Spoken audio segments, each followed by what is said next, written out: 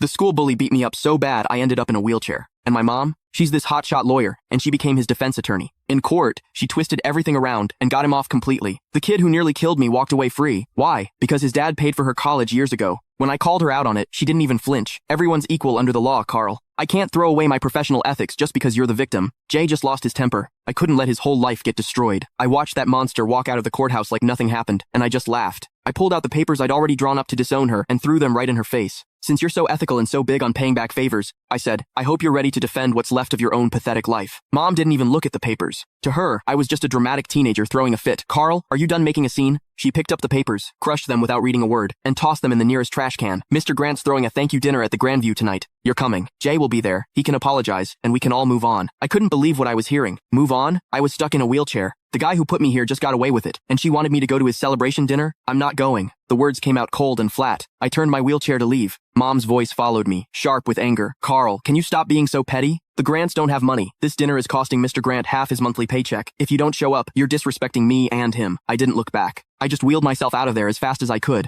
getting away from that suffocating courthouse. Outside, the bright sun made me dizzy. Dad's car was parked at the curb. He saw me and rushed over, looking nervous and worried. Carl, what happened? Did they convict him? Looking at this man, who's been a doormat his whole life, I felt completely helpless. He got off. Not guilty. Dad just stood there with his mouth hanging open. How could? Your mom said it was just a formality. She said she'd get Jay a suspended sentence at most. How did he get acquitted? I laughed bitterly. Dad, your wife is a star lawyer. When she wants someone to walk, they walk. Even if that person broke her own son's leg. Dad wrung his hands, clearly stressed. But she must have her reasons. That Mr. Grant guy really did help her. Stop. I cut him off. Take me to the hospital. I'm not going home. Dad hesitated, glancing back at the courthouse. Well, your mom just texted. She says we need to go straight to the Grandview. She said if we don't show, she'll cancel my credit card. I looked at him, 50 years old, and he lives like a dog. Mom controls every penny. He doesn't even dare talk back to her. Then you go. I pulled out my phone and called a wheelchair-accessible Uber. I'll get there myself. Carl, don't do this. Dad reached for me, but I pushed his hand away. Dad, if you still think of me as your son, don't go to that dinner. If you go, don't bother visiting me again. The car showed up. The driver helped me in. Through the window, I saw Dad standing on the sidewalk, torn. Finally, he sighed, turned around, and got in his car. He drove toward the Grandview.